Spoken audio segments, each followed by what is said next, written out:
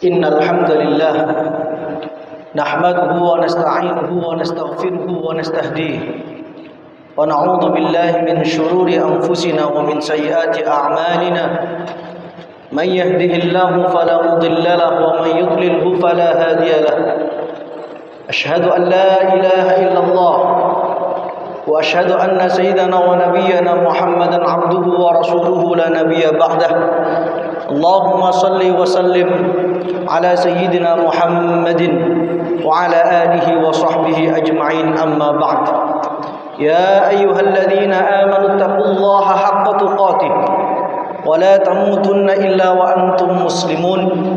Ma'asyiral muslimin, jamaah salat Jumat Masjid Baitul Izzah kampus ITAT Surabaya rahimakumullah. Marilah momentum yang mulia ini kita gunakan sebaik mungkin untuk meningkatkan kualitas takwa kita ke hadirat Allah Subhanahu wa taala. Kita pegang teguh keimanan kita dan jangan sampai kita meninggal dunia di luar kalimat la ilaha illallah Muhammadur Rasulullah. Hadirin bapak-bapak, saudara-saudara yang saya hormati, perkenankan sekitar 10 menit ke depan saya akan menyampaikan khutbah bertema mengandalkan kebaikan pada peristiwa pondok pesantren Buduran. Dalam hadis sahih riwayat Imam Bukhari, Rasulullah sallallahu alaihi wasallam bercerita, Rasulullah sendiri yang bercerita, intalaqa thalathatu rahtin mimman kana qablakum. Ada 3 orang dulu sebelum di zaman kalian ini, 3 orang ini melakukan perjalanan dan mereka harus menginap di sebuah gua. Saat mereka menginap, tiba-tiba terjadi longsor. Batu-batu besar dari gunung tersebut jatuh, dan ada satu batu besar yang jatuh tepat berada di mulut gua dan menutup mulut gua itu, sehingga 3 orang ini tidak bisa keluar. Akhirnya salah satu dari mereka mengatakan, kita tidak akan bisa selamat kalau kita tidak mengandalkan kebaikan amal soleh kita yang benar-benar kita lakukan ikhlas karena Allah Subhanahu wa taala. Akhirnya orang pertama tadi, ma'asyiral muslimin, menyampaikan kepada Allah Subhanahu wa taala, ya Allah,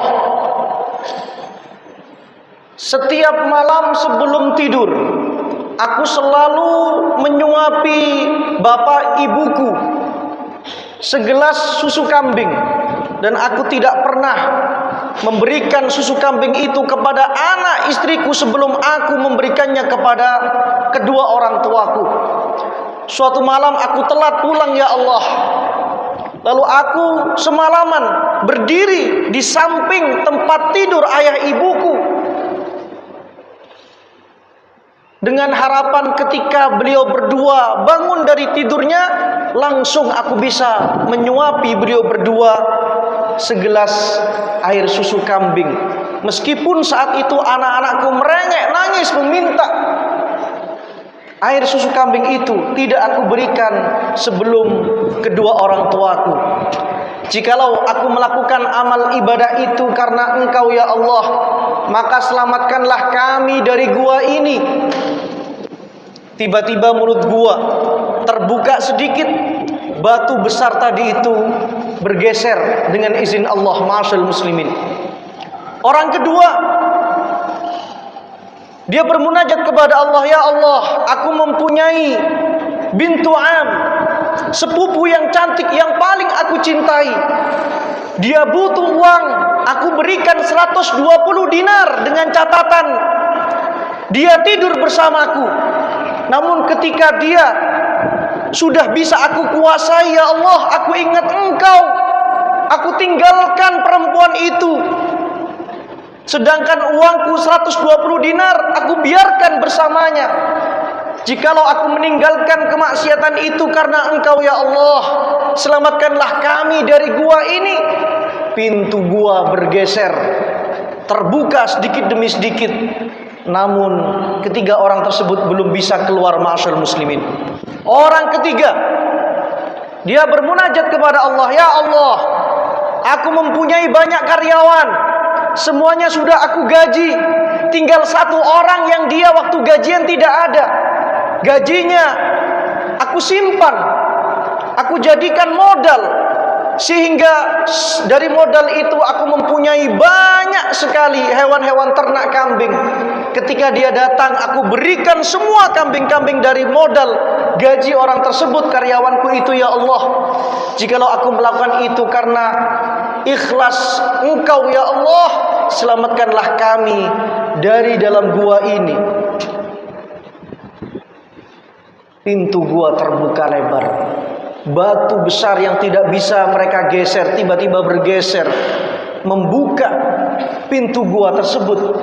Tiga orang tersebut bisa selamat dari gua yang tertutup batu besar karena mengandalkan kebaikan, ma'asyiral muslimin.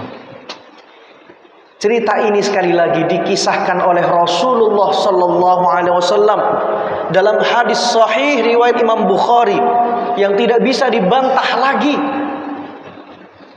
Dan ternyata hadis ini dipraktekkan oleh salah seorang kiai bernama Kiai Abdul Hannan dari Bangkalan, yang saat itu putranya bernama Al-Fatih belum ditemukan selama 3 hari pasca runtuhan pondok pesantren Al-Khazini Buduran. Dalam pengakuannya Kiai Abdul Hannan, selain beliau membaca surat Al-Kahfi untuk putranya yang belum ditemukan, beliau memohon kepada Allah, "Ya Allah, selama ini aku menjadi pengasuh pesantren, selama ini aku mendidik santri-santri di pesantrenku, tidak meminta bayaran kepada siapapun, ya Allah. Saya tidak meminta bayaran kepada siapapun, ya Allah, dan saya tidak pernah memakan uang-uang santriku, ya Allah. Namun tolong, ya Allah, untuk kali ini bayar usahaku itu, ya Allah. Bayar usahaku itu, ya Allah." Beliau mengandalkan kebaikannya di hadapan Allah Subhanahu wa taala supaya anaknya yang bernama Al-Fatih, santri Buduran, diselamatkan oleh Allah Subhanahu wa taala. Dan ajaibnya, ma'asyiral muslimin, Masya Allah, Tabarakallah, Allahu Akbar, putra Kiai Abdul Hannan yang bernama Al-Fatih yang selama 3 hari berada di bawah runtuhan bisa diselamatkan, dan dia ternyata hanya terluka sedikit di antara santri-santri lain yang menjadi korban. Inilah buah dari mengandalkan kebaikan kepada Allah Subhanahu wa taala.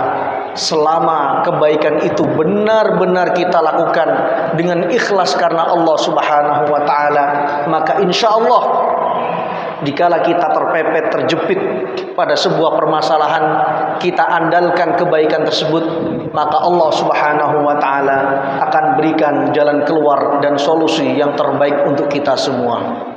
Shadaqallahul azim. Maha benar Allah yang telah berfirman dalam surat Ar-Rahman ayat 60, "Hal jazaa'ul ihsan illal ihsan." Bukankah kebaikan pasti akan dibalas oleh Allah dengan kebaikan pula? Maka ma'asyiral muslimin, kita harus mempunyai amal kebaikan yang benar-benar kita lakukan ikhlas karena Allah Subhanahu wa taala, yang nantinya amal kebaikan ini bisa kita andalkan ketika kita dalam posisi kepepet, ketika kita dalam posisi darurat, maka insya Allah pertolongan dan bantuan Allah akan datang kepada kita semua. Aku qauli hadza, istaghfiru rabbakum innahu kana ghaffara.